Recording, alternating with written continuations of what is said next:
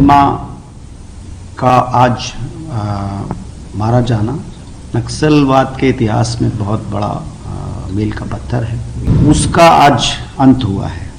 उसके बाकी एलिमेंट्स बचे हैं, वो नेतृत्व विहीन हो चुके हैं। अब बस्तर का युवक पूरी तरह से मोटिवेटेड होगा कि राज्य के साथ आकर के वो पुनर्वास करे अपना। वो यही कहते थे कि हिडमा को पकड़ना या उसको मारना बहुत मुश्किल बात है। ये बात सच है कि हिडमा का आज मारा जाना नक्सलवाद के इतिहास में बहुत बड़ा मील का पत्थर है। पिछले कुछ वर्षों से हिडमा और नक्सलवाद एक तरह से पर्याय बन चुके थे, और विशेष तौर पर जो उनकी आर्म्ड ग्रुप है, जो इनका PLGA बटालियन है, जो हथियार के बल पर सत्ता हासिल करना चाहता है, उसका आज अंत हुआ है। उसके बाकी एलिमेंट्स बचे हैं, वो नेतृत्व विहीन हो चुके हैं।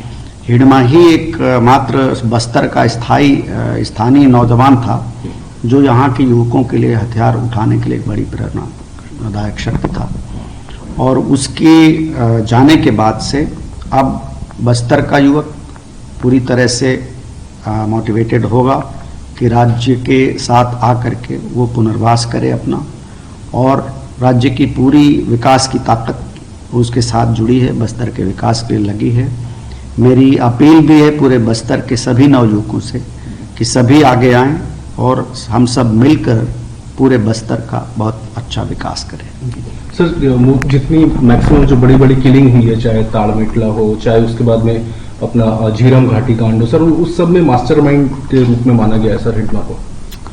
हिडमा असल में पहले बस्तर का इतिहास है कि थोड़ा सा किसी भी इस तरह के पात्र को उसमें एक सुपर नेचुरल शक्तियां देखने लगते हैं। स्थानीय आदिवासियों में एक परंपरा है, तो लोगों में ऐसा था कि हिडमा जो है वो पूरी तरह से अजेय है, और वो किसी भी अभियान में मैंने कई नक्सल काडर से इंटरोगेट किया है, वो यही कहते थे कि हिडमा को पकड़ना या उसको मारना बहुत मुश्किल बात है।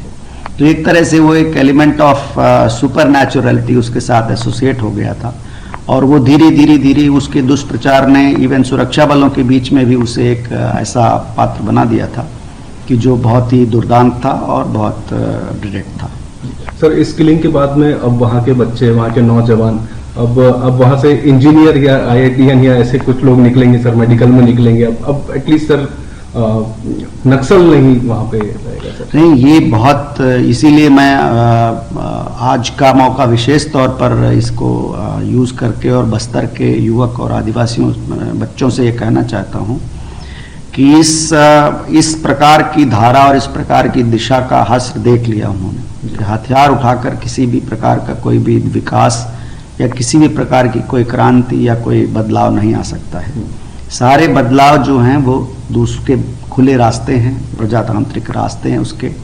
और बदल गया वक्त जब बस्तर के आदिवासियों का शोषण होता था। राज्य बन चुका है, राजधानी करीब है, सारे जनप्रतिनिधि पहुंच रहे हैं, सारी योजनाएं पहुंच रही हैं।